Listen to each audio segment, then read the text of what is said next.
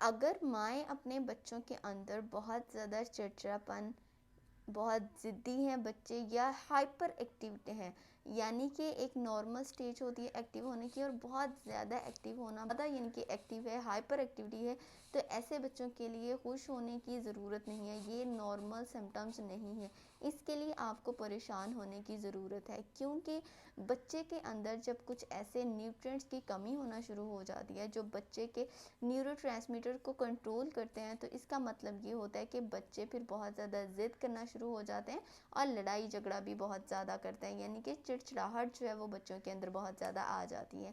अब हम बात करते हैं कौन से ऐसे बॉडी के अंदर कुछ फैट सोलुबल वाइटामिन होते हैं, जैसे कि विटामिन ए, डी, ई, के, और कुछ होते हैं वाटर सोलुबल वाइटामिन, जैसे कि विटामिन बी का जो ग्रुप है ये वाटर सोलुबल वाइटामिन है। जितना भी न्यूरोट्रांसमीटर का कंट्रोल है ये हमारे बी विटामिन्स करते हैं बॉडी के अंदर। इस तरह जब बी विटामिन नहीं होंगे या अपनी मिकदार से कम होंगे तो बच्चे इवन बड़ों के भी जो है वो मूड स्विंग्स बहुत जल्दी होना शुरू हो जाते हैं।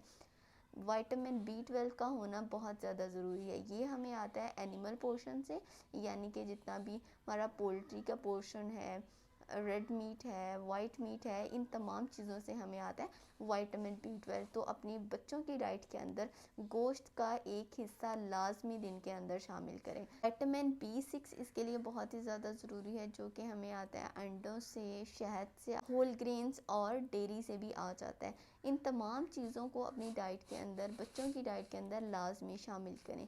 एक अंडा, एक दूध का गिलास, गोश्त का कोई भी कबाब है या सालन रोटी के साथ है, लाजमी अपने बच्चों की डाइट के अंदर शामिल करें।